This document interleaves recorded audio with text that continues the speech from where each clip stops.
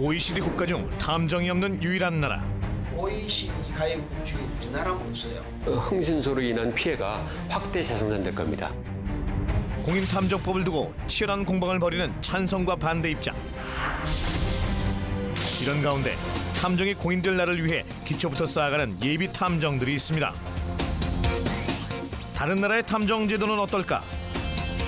일상생활 곳곳에서 활동하고 있는 탐정의 나라 일본. 탐정 제도가 이미 사회에서 큰 비중으로 자리를 잡았습니다.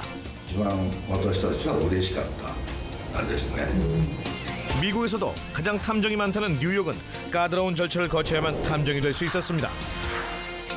Absolutely, you cannot operate legally by law without being first licensed to do so.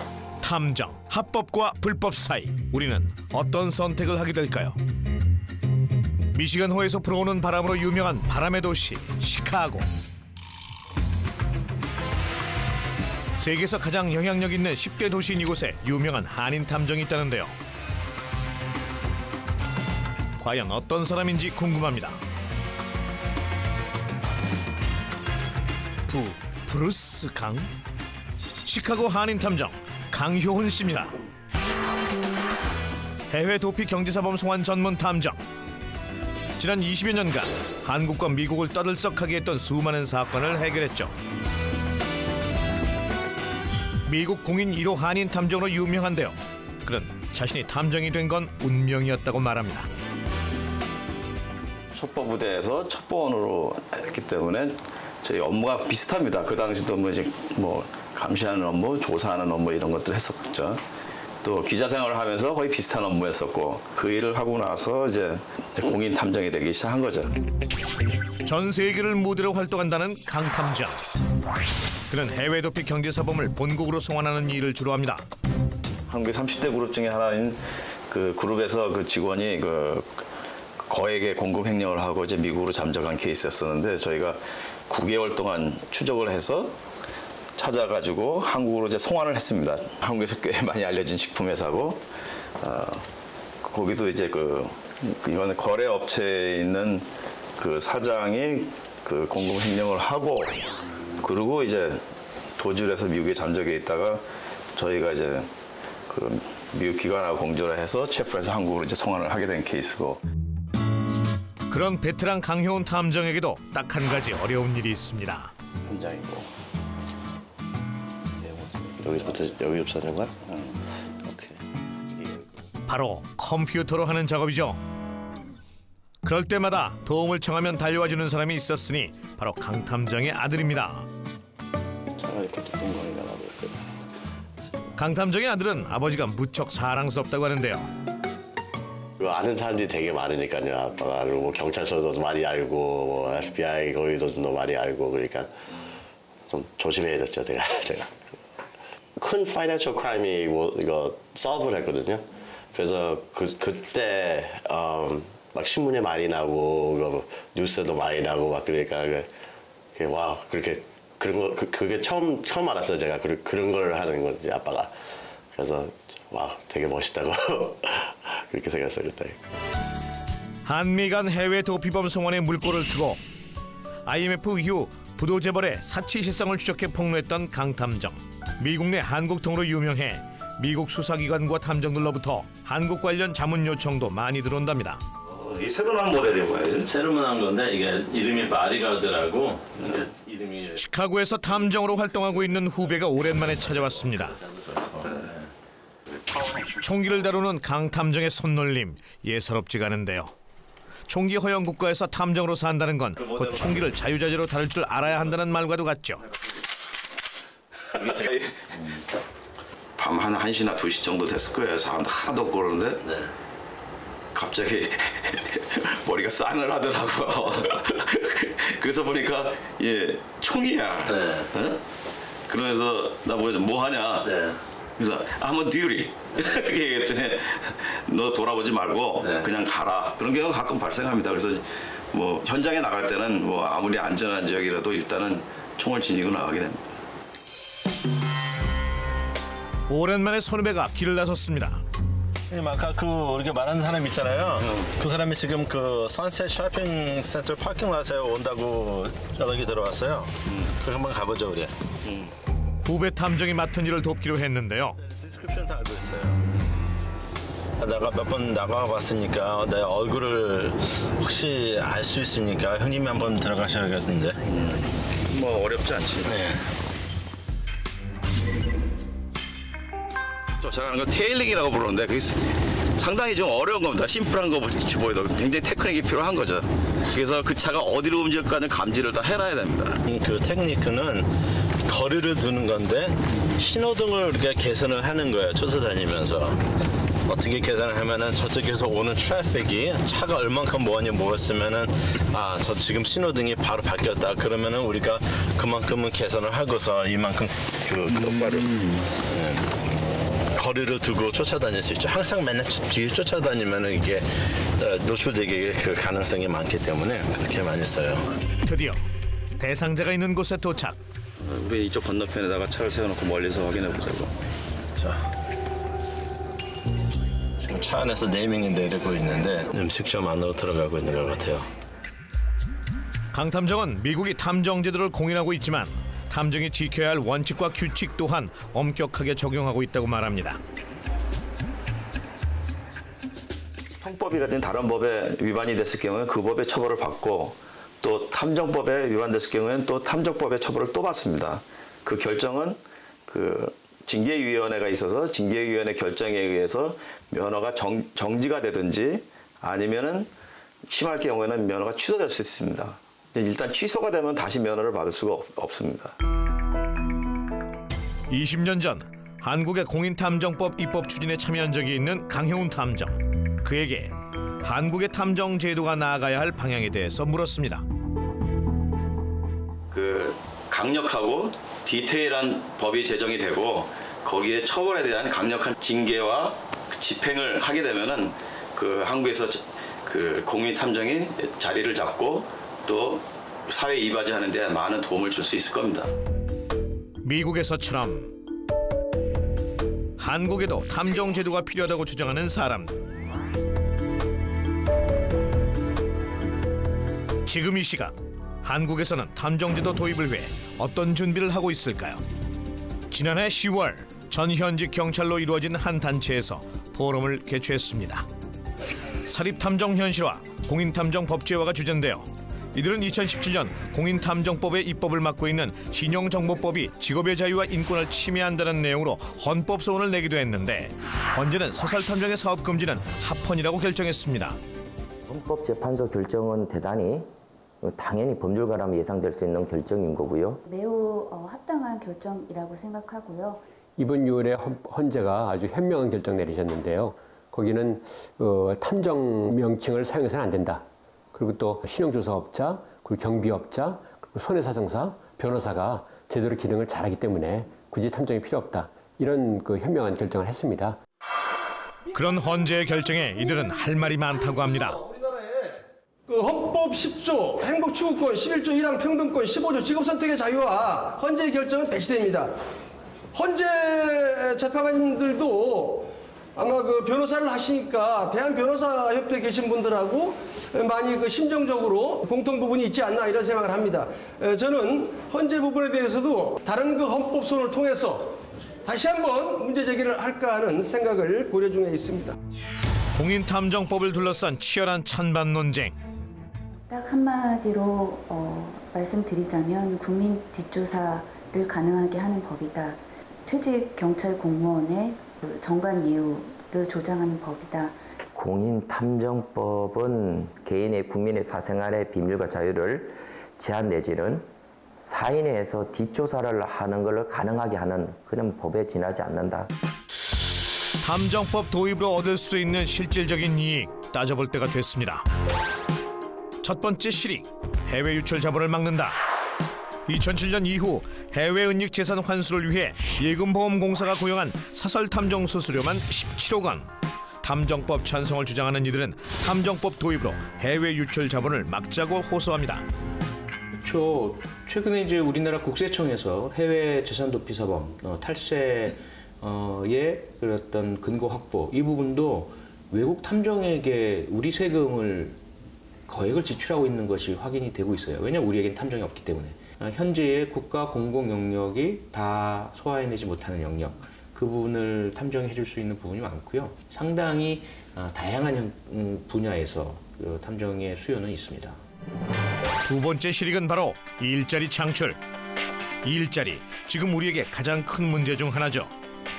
그 문제의 해결법 중 하나가 바로 공인탐정제도라는 건데요. 과연 그럴까요? 지난해 11월 국회에서는 신직업으로서의 공인탐정제도 도입 방안에 대해 토론회가 열렸습니다.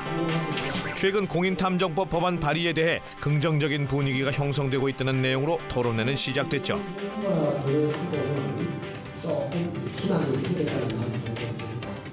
실제 현 대통령의 더불어민주당 후보 시절에 바로 법제화시키겠다는 공약 사항이 들어있다는 거하고, 두 번째는 바로 현 정부의 바로 100대 국정 과제 중에 첫 번째인 일자리 창출이라고 하는 그 때문에 이제 많은 분들이 이번 정부에서는 반드시 통과되지 않겠는가라는 희망을 주고 있습니다. 이 토론회는 탐정제도 도입에 대해 허심탄회하게 얘기를 해보는 시간을 갖자는 취지에서 개최됐는데요. 지금부터 치열한 찬반 논쟁이 벌어집니다. 하는 생각이 들었습니다.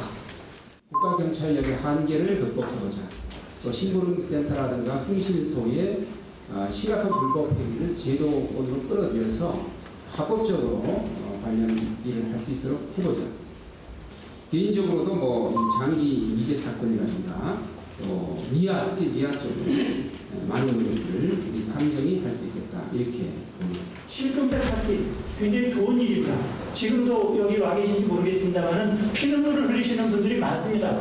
근데 경찰은 인력이 딸리다 보니까 못 찾아주죠. 근데 실종자 찾기가 현행법상 불법이냐? 지금 탐정업의 정의대로 합법적인 영역 내에서 탐문하고 찾아보고 하는 일이라면 사람들 만나서 수소문을 물어보고 이런 일이라면 얼마든지 가능합니다. 사생활을 조사하니까 현행법상 금지되어 있는 일을 하려고 하니까 문제가 되는 거죠. 사생활을 멋대로 엿보는 탐정 가인으로 인한 사회적 문제 또한 적지 않다는 지적이 되고 있습니다. 사생활 침해를 이제 말씀을 하시는데요. 사생활 침해하니까 국가기관을 없앨 겁니까? 수사기관은 지금 사생활 침해 안 합니까? 사생활 침해하니까 못하게 막겠다가 아니라 사생활 침해를 어떻게 막을 방법을 지금 고민해야 되는데 여기에 대해서는 고민을 하지 않는다는 거죠. 사생활 침해만 자꾸 얘기한다. 아까 경찰청장님께서도 말씀하셨습니다만 이게 경찰청 퇴직공무원들 밥벌이하기 위한 수단이 아니다라고 하시는데 왜 경찰청이 갖췄습니까? 이렇게 또 경찰청 입장만 내세우고 그러니까 그런 오해를 하는 겁니다. 특정직에서 퇴직한 공무원들에 대해서는 1차 시험 면제하는 그런 조항 당연히 예상되는 그런 조항들이 들어가 있는데 그런 식으로 제도를 운영하는 나라가 과연 어느 정도가 있는지 모르겠습니다. 유착관계 자꾸 말씀하시는데요. 그러면 검사하시고 나와서 변호사 하시고 검찰 수사관 하시고 지금 법무사 하지 않습니까? 이거 못하게 할 겁니까? 저는 그거 해야 된다고 봅니다. 왜? 이분들이 현직에 있었을 때 그 능력을 우리 국가 사회를 위해서 기여하라는 거죠. 끝나고 나서도. 그런데 그와 같은 것이 정관 예우가 부당하게 작용하고 합법적인 틀은 아니기 때문에 이것이 문제가 되는 것이지 잘못한 사람만 뽑아서 우리가 처벌하면 된다. 저는 그렇게 생각을 합니다. 기본적으로 공인탐정은 국가기관을 민간업체에 미루는 것입니다. 이유는 국가기관의 책임을 회피하는 수단으로 악용될 여지가 큽니다. 국가기관의 치안 역량 한계를 극복하려면 사설 탐정제도의 도입이 아니라 정부에서 해결해야 하는 것이 올바른 방향이라고 보여집니다. 그러한 부분을 공무원을 늘려서 이렇게 해결해야 된다는 그 방식에 대해서는, 그런 주장에 대해서는, 그렇다면 경찰국가화 하자는 거냐, 민사적인 거, 가사적인 부분까지도 경찰의 힘으로 이렇게 해결하는 그런 쪽으로 하자는 분야에서 국가 예산적인 측면도 있지만 기본권에 대한 어떤 관리 체계에 대한 조금 이해가 탐정업을 반대하는 데 너무 몰입하다 보니까 좀 왜곡돼서 이렇게 주장되는 게 아닌가 그런 생각을 합니다. 아직도 비슷한 논의들이 계속해서 진행되고 있는 것은 아직도 해결해야 될 부분들이 조금 더 남아있는 것이 아닌가 하는 생각을 가지면서요. 감사합니다. 그리고 최근에 그 일자리 문제도 심각하잖아요. 그 새로운 일자리 찾기도 쉽지 않은데 하나의 중요한 직업 영역이 될 수도 있고요. 공인 탐정이라는 새로운 영역이 생긴다면 한쪽으로는 창업, 그런 내가 내 사무소를 낼 수가 있는 거죠. 자격을 획득한 분, 그런 요건을 갖춘 분들은 창업의 기회가 열리는 것이고요. 또 하나는 중견 기업 형태의 탐정이 생길 수도 있고요. 그렇다면 취업의 기회가 널리는 거죠. 공인 탐정 제도는 우리에게 좀 더 나은 세상으로 갈 수 있는 길을 열어줄 수 있을까요? 지난 19대 대통령 선거 당시 문재인 대통령 후보는 공인 탐정 제도 도입을 공약으로 내걸었습니다. 또 지난 2014년 정부는 고용노동부를 비롯한 13개 부처와 산하기관이 참여해 미래 유망 직업 44개를 발표하기도 했습니다. 그중 가장 눈에 띄었던 직업이 바로 사립탐정, 민간조사원이었는데요. 법과 제도를 잘 갖춰서 육성하겠다는 세부 계획도 세웠습니다. 추론하고 증거를 수집하는 등 로봇이 아닌 인간만이 할 수 있는 영역이 바로 탐정이라는 거죠. 인간만이 가지고 있는 특성으로 가능한 직업, 그게 바로 이유입니다. 우리나라도 지금 현재 탐정 제도가 법제화된다 그러면은 최소 15,000명, 그다음에 보조원이나 사무종사원까지 하면은 최소한 3만 개에서 4만 개의 일자리가 창출이 된다고 경찰청 지금 데이터에 나와 있습니다. 이 탐정이라는 것 자체가 새로운 하나의 직업군으로서 우리 사회에 지금 일자리 창출을 하는 과정에서도 굉장히 활성화될 필요성이 있다. 이 탐정을 많이 하면은 일반 이제 여러 가지 학문적으로 분석에 따르면 5만에서 10만까지 새로운 인력이 창출될 거다. 공인 탐정 제도가 열어줄 새로운 길, 그 길을 걷기 위해 빠르게 준비하고 있는 학생들이 있습니다. 먼저 과학수사란 무엇일까요? 과학수사란 범인을 발견하고 증거를 수집하여서 사안의 진상을 밝히는 수사활동에 과학적 지식기술과 감시 실험적인 기자재 등을 최대한으로 활용하는 수사를 말해요. 혹시 과학수사 하면 떠오르는 거 있어요? 이 대학교 경찰학부에서 진행하고 있는 과학수사에 관한 수업인데요. 맞죠? 저희가 이제 그런 거를 하거든요. 과학수사는 분석도 해야 되고 또 유전자라든지 미생물을 감정하고 감식하고 또 하나는 우리가 이제 현장에 발견된 지문이라든지 혈흔 이런 부분을 과학적으로 조사를 해서 범인을 발견하는 그런 작업이기 때문에 무엇보다도 탐정 역할이라면 증거 확보거든요. 조그마한 증거만 확보하면 범인을 잡을 수 있기 때문에 그런 차원에서 과학수사 키트를 만들어가지고 공부를 하고 있습니다. 그런데 수업을 하는 강사가 무척 어려 보입니다. 마라카이스트 실험이라는 거예요. 유전자는 이제 수업을 듣는 학생들도 대학생이 아니라 고등학생처럼 보이는데요. 어찌된 영문일까요? 여기 보시면 사실 이 수업은 대학생을 위한 수업이 아니라 경찰학부 탐정 동아리에서 인근 지역의 중고등학생들을 대상으로 하는 진로 캠프입니다. 끼워져 있다고 해서 재상문이라고 합니다. 그리고 마지막으로 고등학교나 이제 중학교 요즘에 자유학기제 시행되고 있는데 이제 거기에 걸맞게끔 학생들이 진로를 찾거나 또 이 진로가 꾸미는 학생들에게 이제 대학교 측에서 수업을 진행하고 있습니다. 경찰 쪽에 관심 있는 이제 학생들은 한 10명 넘게는 항상 꾸준히 와주고 있는 것 같고 이제 그것뿐만이 아니라 이제 웹툰 같은 거를 이제 수사 웹툰을 그리고 싶은 친구들이나 아니면 시나리오를 이제 쓰고 싶은 친구들이 관심이 많아서 많이 오고 있는 것 같습니다. 캠프에 참여하는 학생들은 수업 시간 동안 범인의 DNA를 채취하는 법, 지문을 채취하고 판독하는 법, 시약으로 혈흔 자국 확인하기 등을 배우는데요. 한번 물어볼게요. 채취당한 기분이 어떤가요? 좋지 않습니다. 좋지 않다고 하는데 자 저희 이거 이제 필터 있죠? 특수 필터. 이게 이제 여기다가 이제 부강 상피 세포를 묻히면은 계속 보존이 되는 몇 년이 지나도 보존이 되는 그런 특수 키트거든요. 드라마나 영화 속 주인공들만 하던 것들을 직접 해보니 마냥 신기한 아이들. 학교 수업 시간보다 몇 배는 더 즐거워 보이는데요.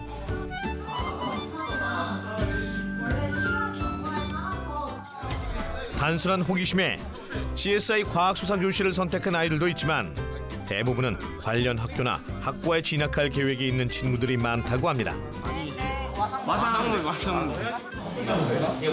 이제 학교에 진로 관련 캠프가 굉장히 많은데 선생님 추천을 받아서 한번 와보게 됐어요. 원래 법 경찰학과에 진학을 앞두고 계획하고 있어서 관심이 굉장히 많았어요. 원래 진로가 경찰이고 원래 범죄 수사나 뭐 112 뭐 종합 이런 거 쪽에 관심이 많아서 증거 채취에 대해 뭐 지문이나 뭐 여러 가지 증거물들을 뭐가 있는지, 그다음에 뭐 지문에서는 어느 종류가 있는지 그런 거에 대해서는 뭐 원리 정도 다 알고 있는 것 같아요. 과학을 좋아하다 보니까 뭐 이것저것 체험을 하게 됐고, 특히 과학 수사하면 뭔가 멋지잖아. 그래서 한번 들어보고자 참가하게 되었습니다. 경찰학부 학생들이 모여 만든 탐정 동아리. 이들이 그리는 미래 탐정은 어떤 길을 보여주고 있을까요? 늦은 시각, 경찰학부 탐정 동아리 학생들이 여전히 학교에 남아 있습니다. 왜일까요? 민간조사원 자격증 관련 특강이 열렸기 때문이죠. 의심이 가는 거예요. 실종아동 관련법이 만 18세 미만 정신지체 장애인 치매 환자잖아요. 몇 살? 미래의 경찰들이 민간조사원 자격증이라 꼭 필요한 건지 잘 모르겠네요. 만약에 탐정이 공인으로 인정이 된다면은 프로파일러뿐만 아니라 탐정이 돼서 다른 사람들한테 탐정이 어떤 역할이 되고 그런 거를 홍보하는 동시에 역할도 맡을 수 있으니까 얼마든지 할 수 있다고 생각합니다. 꼭 경찰 수사뿐만이 아니라 이제 탐정도 그런 수사에 일조할 수 있다는 말을 듣고 제가 나중에 꿈이 수사과로 전향을 해가지고 수사과에서 그쪽에서 최고가 되는 게 목표라서 이렇게 역임도 하고 같이 이제 더불어서 PIA 자격도 취득하려고 이렇게 수업을 듣게 됐습니다. 2년 전 이 대학에는 CSI 탐정센터가 문을 열었습니다. 경찰학부 학생들의 현장 교육은 물론 입양인과 실종자 가족들을 위한 가족 찾기 등의 활동을 하기 위해서죠. 이 센터를 이끄는 사람은 바로 경찰 출신 이건수 교수인데요. 15년간 5,600명의 가족을 찾아준 세계 실종자 찾기 1위 공식 보유 기록자이기도 합니다. 저희 그 CS 탐정센터는 아무래도 이제 경찰관들이 그 손이 닿지 않는 그런 일이 많거든요. 그러니까 성인 실종이라든지 또 아이들이 실종됐을 때 신경을 많이 쓰는 그런 부분을 우리 CS 탐정센터에서 많이 신경을 쓰고 있고요. 요즘에 많이 연락이 오는 게 해외 입양인이에요. 아이들이 시설에 맡겨져서 보는 아이들이 있고 또 유기아동이 있고 다양하게 발견되고 있거든요. 그런 아이들이 입양된 경우에 저희가 이제 상담을 하고 좀 도와주고 있습니다. 강의실에서는 현직에서 쌓은 실전 경험을 학생들에게 전해주고 CSI 탐정센터를 통해 가족 찾아주는 일을 하는 이건수 교수. 그는 경찰을 꿈꾸는 학생들에게 탐정이라는 새로운 길을 적극적으로 제시하는 길잡이가 되고 싶다고 합니다.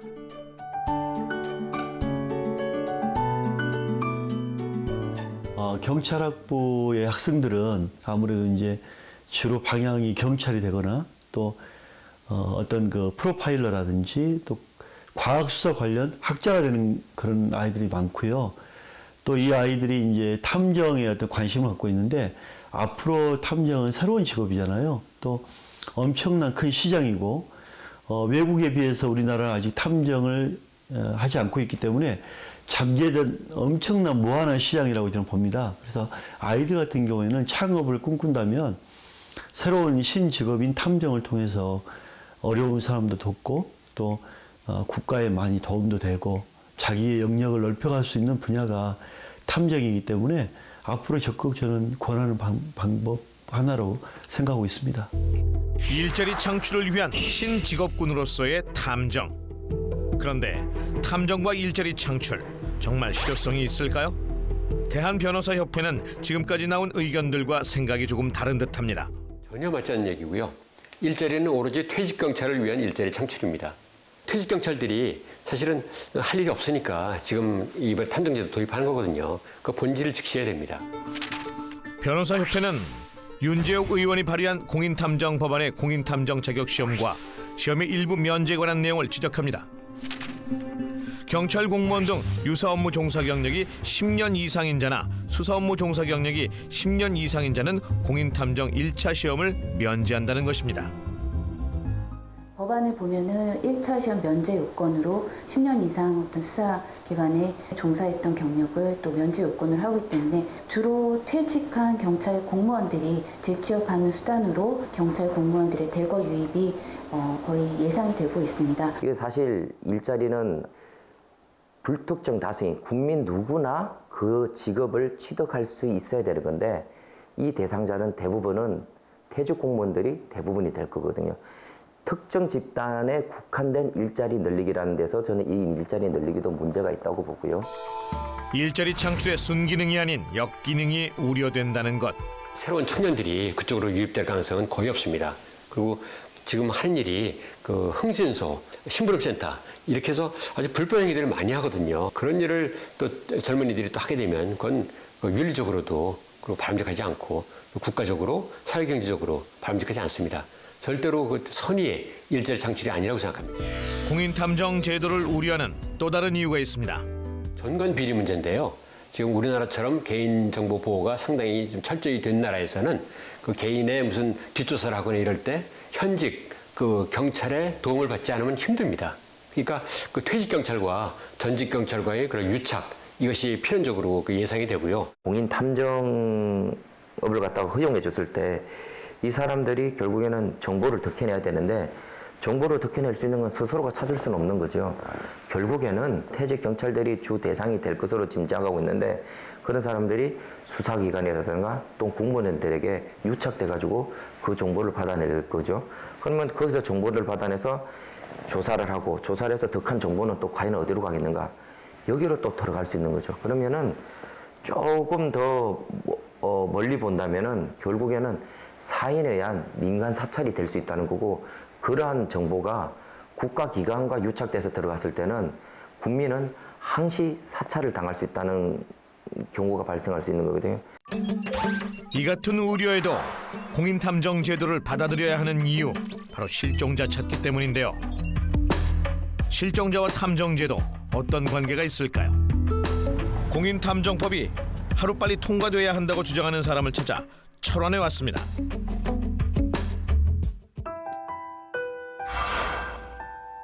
올해 80의 이동세 씨는 13년 전 딸 윤희 씨를 잃었지만 한결같은 마음으로 여전히 딸을 기다리고 있습니다.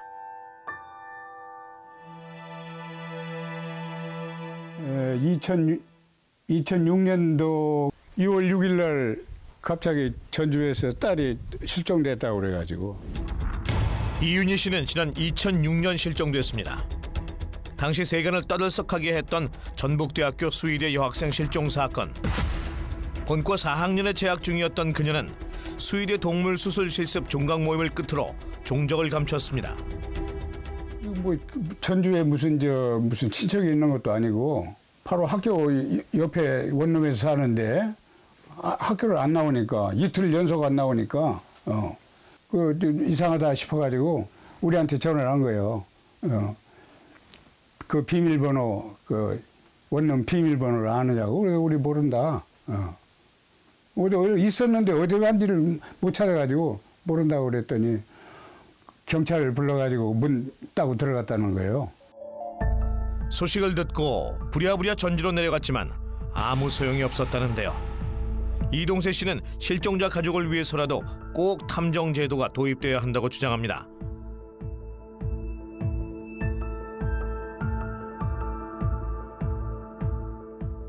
성인 실종에 대해서는 거의 그냥 그래서 만약에 이윤희가 한 7살 이하였더라면 벌써 해결됐어요. 그때 당시 경찰에 신고를 했을 때 어떤 경찰에서 할 수 있는 어떤 제도적 장치가 없었습니다. 그냥 단순 가출로 이렇게 접수를 해서 하다 보니까 그 초동 단서를 다 놓친 거죠. 근데 그때 당시에 이 민간 조사 제도가 있고 성인 실종법이 있었더라면 곧바로 경찰에 수사에 착수했으면 2, 3일 안에 해결될 게 지금 12년이 넘도록 이렇게 못하고 있습니다. 내가 시위할 때 갖다 내가 이게 들고 다니기도 갖다 붙여놓고 차에다 걸고 돌아다니고 이게 많아요. 예. 많이 했어요. 별짓 다 했어요. 근데 아무 소용없어. 평생 모은 돈으로 준비했던 숯가마 찜질방. 이들 부부에겐 평안한 노년만 남은 줄 알았죠. 하지만 이곳은 13년 전 그때 시간이 멈췄고 폐허가 되어버렸습니다.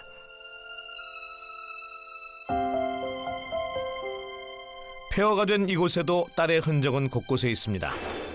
차마 버리지 못하고 가져다 놓은 딸의 물건들. 보고 있으면 금방이라도 손에 잡힐 것만 같습니다. 이거 다 유리책들이에요. 전주에서 실어온 것들. 예. 얘가 참 수학을 잘해요. 수학 박사예요. 오, 버릴 수도 없잖아요, 이거. 예, 버릴 수도 없고. 그냥 이거라도 있으니까 아, 내 딸이 공부하던 책이구나.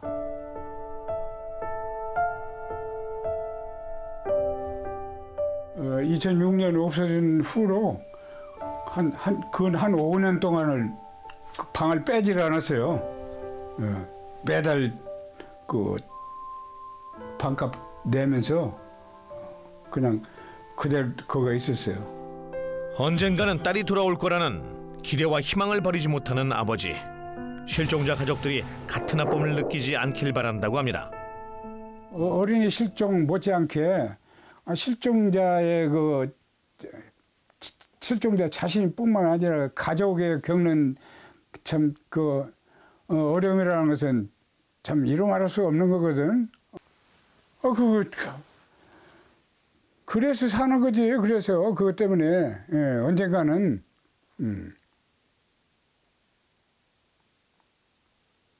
언젠가는 올 것이다. 이동세 씨는 성인 실종 사건 해결을 위해서라도 공인탐정 제도가 하루빨리 도입돼야 한다고 말합니다. 실종자 가족들이 공인탐정 제도 도입을 찬성하는 이유, 대체 무엇일까요? 현행법에 따르면 18세 미만의 아동이나 치매 환자, 장애인이 실종됐을 경우 즉각 경찰이 출동하여 수사하게 돼 있습니다. 그러나 성인 실종의 경우 방법이 없는 것입니다. 이윤이는 그 범주를 벗어났지 않습니까? 그죠? 그러다 보니까 그냥 단순 가출로 수사를 할 수 없는 거죠. 경찰이 수사를 안 해주니까 가족이 어디 찾을 방법이 없지 않습니까? 그런데 민간조사 제도가 있었다라면은 얼른 그 탐정을 찾아가서 그 실상을 얘기를 하고 조사를 했으면은 그렇게까지는 미궁에 빠지지 않는다라고 봐야죠. 통계에 따르면 매년 증가하고 있는 실종 아동의 수와 더불어 성인 미제 실종 역시 매년 증가하고 있습니다. 이에 탐정의 필요성과 함께 새 조사 장비에 대한 관심도 높아지고 있죠. 그중 급부상하고 있는 장비는 드론입니다. 실종자 수색을 위한 드론 투입에 40억 원의 예산을 들인답니다. 경찰 인력 120명이 10m 간격으로 30분간 수색해야 하는 면적을 드론 한 대가 담당할 수 있다니 놀랍죠. 그래서일까요? 요즘 경찰은 물론 민간 조사원 사이에서 드론을 배우는 추세라고 합니다.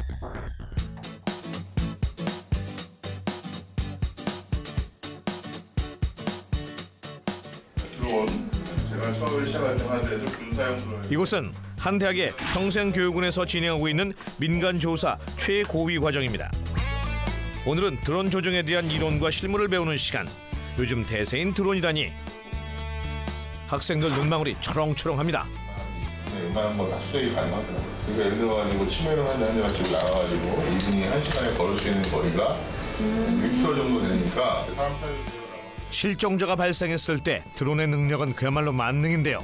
수색은 물론 위치 전송과 추적, 촬영과 열화상 카메라로 야간 수색까지 놀라울 따름입니다. 수색한 지 1시간. 실종자 5명 중 3명을 찾았습니다. 수색 중이던 민간 드론 단체에 의해 숨진 채 발견됐다고 밝혔습니다.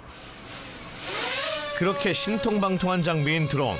누가 움직일까요? 제가 지금 뛰었거든요. 미래의 민간조사원 탐정이 될 학생들입니다. 난생 처음 해보는 드론 조종이 어렵기만 한데요. 그래도 재밌습니다. 제일 많이 그래도 좀 쓰일 것이 저기 보면 실종자 수색인 것 같고요. 교통 현장 같은 거를 알려준다든가 사고 현장 알려준다든가 그리고 테러 상황을 갖다가 미리 막을 수 있다든가 순찰을 하기 위해 가지고 드론이 활용되지 않을까라고 생각합니다. 그 제일 큰 문제는 이제 뭐 주변 실종자 부분에 있어서 이렇게 수색할 수 있는 정말 골든 타임 안에 찾을 수 있는 그런 역할들을 할 수 있어서 굉장히 큰 역할을 할 수 있을 것 같습니다. 순기능이 있으면 역기능도 있는 법이죠. 드론에 설치된 고화질 카메라로 인한 안전성과 사생활 침해 등의 문제는 전 세계적으로 논란이 되고 있는데요. 이를 뒷받침해줄 안전장치가 필요합니다. 아무래도 법적인 체계가 있기 때문에 그 법 테두리 안에서 드론을 잘 활용하는 방법을 배워야 됩니다. 체계적인 교육이 필요하다고 생각하고요. 특히 탐정이 드론을 따서 그 불법 촬영이라든가 아니면 날리지 못하는 금지구에서 날리지 않게끔 개동 활동을 하는 데 있어가지고 꼭 이 드론 자격증이 필요하다고 생각합니다. 전국에 있는 지금 실종자 가족분들은 생업을 거의 다 포기하셨습니다. 가족을 찾기 위해서 온 방방곡곡을 다니시고 전단지를 사진 포착해서 배포하고 계시고요. 그런 문제들을 해결해 줄 수 있는 실종자 가족을 좀 더 전문적으로 조금 더 체계적으로 찾아줄 수 있는 탐정들이 있고 실종자 가족은 걱정과 불안을 씻을 수는 없겠지만 그래도 생업에 종사하면서 기다릴 수 있고 계속해서 탐정의 조사 보고를 받을 수 있는 그런 이제 국가가 메꿔주지 못하는 부분이 있고요. 하지만 반대쪽 입장에선 우려하는 부분이 있습니다. 반대로 오히려 공인 탐정인을 두면 돈 많은 사람은 좀 더 유능한 공인 탐정을 둘 수도 있고 그 숫자를 더 많이 둘 수도 있겠지만은 돈이 없는 사람은 아예 그런 사람을 쓸 수도 없겠죠. 이거 자체가 오히려 그 빈부의 격차에 따라 가지고서는 접근할 수 있는 수단이 굉장히 큰 차이를 두는 건데 공인탐정 제도가 도입되면 결국은 돈이 좀 여유가 있는 국민들은 의뢰를 합니다. 돈을 주고 의뢰를 해서 이제 많은 혜택을 얻을 수 있는 반면 돈이 없거나 힘없는 뭐 소위 말하는 돈 없고 빼획 없는 국민들은 그런 제도적인 혜택을 보지 못하겠지요. 탐정제도와 자본주의의 상관관계 과연 어떻게 해석해야 할까요? 자본주의적인 한계이고 속성이고 이 부분은 변호사도 똑같잖아요. 변호사도 우리나라의 뭐 대형 로펌을 변호사를 많이 고용해서 응대하는 경우들을 보고 전관예우 문제도 보이고 있고요. 그런데 나중에 들여다보면 사실 거품인 경우가 많아요. 실제로 이 사건이 법정에 간다든지 하게 될 때는 진실을 보고 증거를 보는 것이지 돈이 많은 사람이 많은 돈을 들여서 방어를 한다고 해서 유죄가 무죄로 바뀌고 무죄가 유죄로 바뀌진 않죠. 탐정 제도를 통한 실익 네 번째, 부가수익 창출. 탐정이라는 소재는 다양한 문화 콘텐츠로 제작될 정도로 매력적입니다. 증거 없이 판단하기 일러. 이렇게 단서가 매일매일 새로운 작품들이 쏟아져 나오고 있다고 해도 과언이 아니죠. 사립 탐정만 6만여 명, 약 5천억 엔의 경제 규모를 자랑하는 일본. 특히 일본은 탐정을 소재로 한 문화 콘텐츠의 천국인데요. 파생되는 부가가치까지 합치면 더 엄청나죠. 탐정이 가진 부가가치의 힘을 느낄 수 있는 이곳, 도토리 공항인데요. 코난 공항이라고도 불립니다. 왜 그런지 궁금한데요. 비행기에서 내려 공항에 첫 발을 내딛기만 해도 금방 알 수 있죠. 입국장이 온통 코난으로 도배돼 있다고 해도 과언이 아니거든요. 게다가 명탐정 코난의 저작자 아오야마 고쇼의 친필 사인까지. 지난해 7월 리뉴얼을 마치고 코난 공항으로 대대적으로 오픈한 도토리 공항.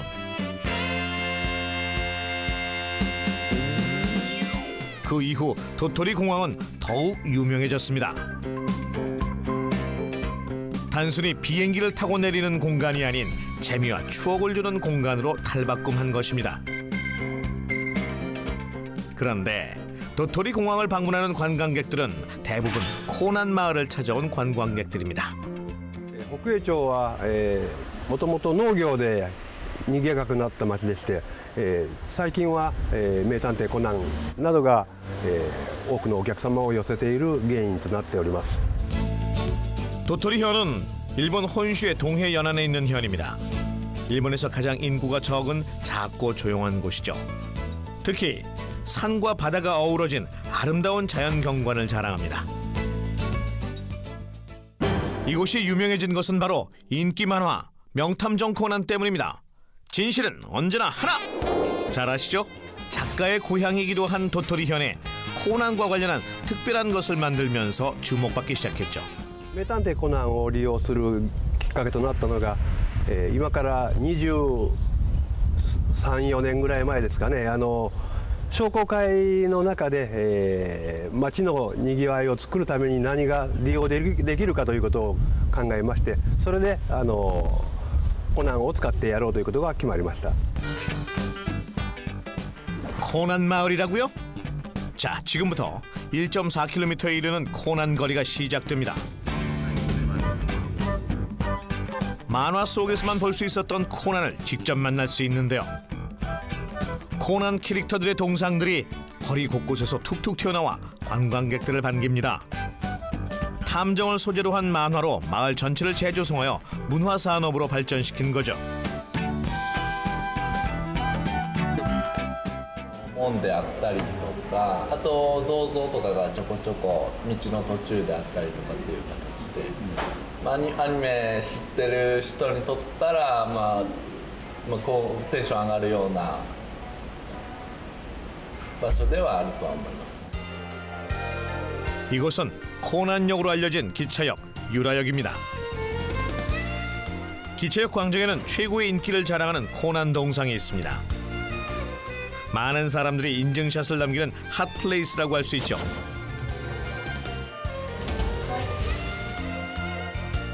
코난역에서 다음으로 인기가 있는 것은 바로 코난 사물함인데요. Where are you from?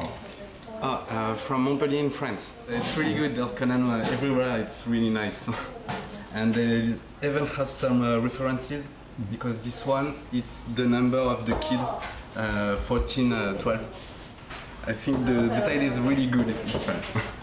これまで農業が盛んな町だったんですけど、農業だけじゃなくて、名探偵コナン漫画という、探偵を切り口に新たな町の魅力が一つ加わったというふうに思っています。で、その新しい魅力が世界中の名探偵コナンという探偵漫画のファンの皆さんを引きつけて、この町を新たな観光地に押し上げていただいているものだと思っています。はい。 코난역이 유명해진 것은 단순히 동상이나 사물함 때문이 아닙니다. 하이라이트는 따로 있죠. 잠시 후 저 멀리 열차가 들어오는데요. 바로 이 열차가 코난역의 하이라이트입니다.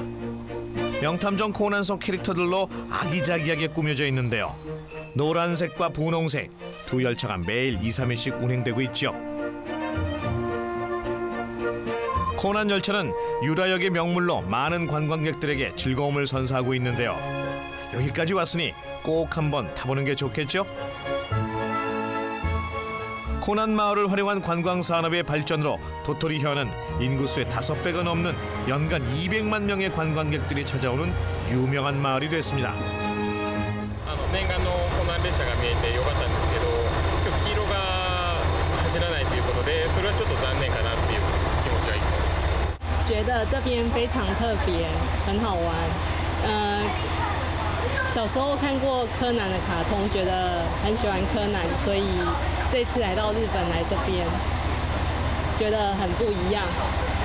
欢迎喜欢柯南的人过来这边玩。 관광객들이 꼭 찾는 코스 중에 하나인 이곳은 바로 코난 쇼핑거리입니다. 캐릭터를 활용한 다양한 상품들이 관광객들의 손길을 기다립니다. 일본 전역에서 구할 수 있는 것도 있지만 코난 마을에서만 살 수 있는 특별 상품들도 있습니다. 관광 상품을 통한 판매 수익은 마을 경제 수익의 상당 부분을 차지하죠. こちらの門扉ですとかいろんな、この商店街の中の観光スポットであるとか、コナンにちなんだ商品や、食事のメニューを、楽しんで帰っていただいております。 만화 속 코난의 집을 재현해 놓은 이곳은 코난 팬들에게 인기가 높은 곳 중 하나로 벨을 누르면 만화 속 성우들의 목소리가 들립니다.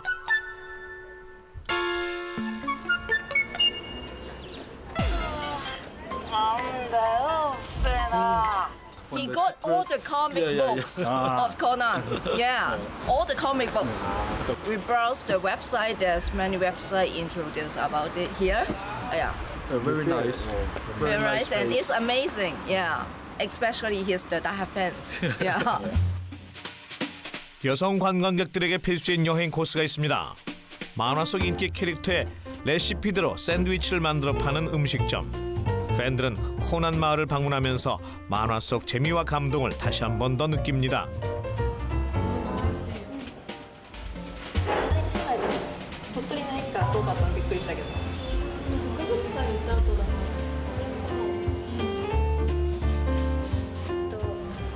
やっと食べれるみたいなずっと漫画見た時から食べてみたかったんでコナンカフェとかそういう普通なカフェとしてそのアニメとコラボしてるとか漫画とコラボしてるってものいっぱいあるんですけどやっぱり街全体でそのコナンの世界観とかそういうものをコナンの世界観がすごい散りばめられたような街ってすごい少ないと思うんです。でそこで今回友達とやっぱり大好きなコナンのところに行ってみようってことで神奈川から鳥取まで来ました。 전 세계적으로 사랑받고 있는 유명한 탐정 만화 명탐정 코난. 그 가치는 과연 어느 정도일까요? 작품의 가치만 약 29억만 엔으로 평가되는데요. 例えばですね、一つの漫画からアニメが生まれ、アニメから劇場、映画が生まれですね、特に今年はもうナンバーワンの大ヒットしました。それからそういうお土産物、グッズですね、生まれてますし、また USJ では脱走ゲームとかですね、いろんなコンテンツが生まれてますね。 일본에서 인구수가 가장 적은 작은 농촌 마을이 탐정을 소재로 한 만화로 세계적으로 유명한 마을이 됐습니다. 이는 탐정이란 존재가 일본인들의 일상 속에 낯설지 않은 친숙한 존재였기에 가능했겠죠.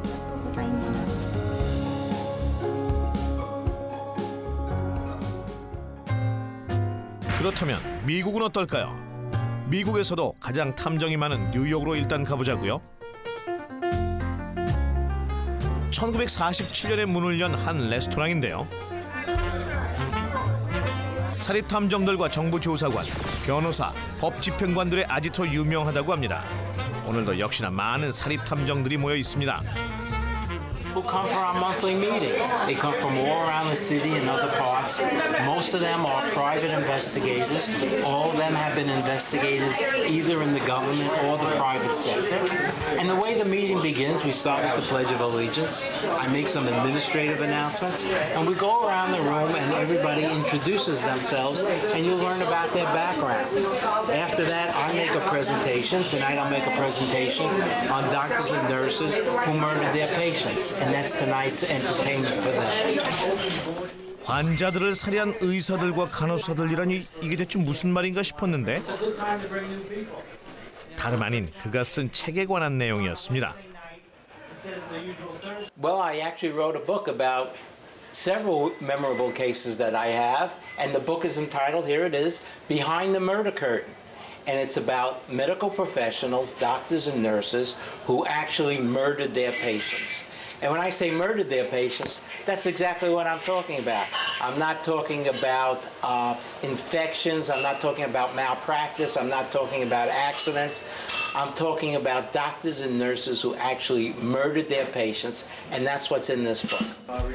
브루스 생맨 회장은 32년간 미국 보훈부 의료기관 시스템 중대범죄 담당자로 근무했습니다. 모든 의료기관에서 일어난 중대범죄들은 그의 책임이었죠. 이후 2005년 퇴직해서 뉴욕시에서 면허를 소지한 사립탐정이 된 것입니다. And Today, as a private investigator, I go back into the hospitals and I look for all sorts of problems that the hospital will have with employees, not necessarily murder, but many other problems, and I do their investigations for them. 이처럼 뉴욕에서도 탐정을 소재로 한 도서 출판, 영화, 만화 등의 문화 콘텐츠가 쏟아지고 있습니다.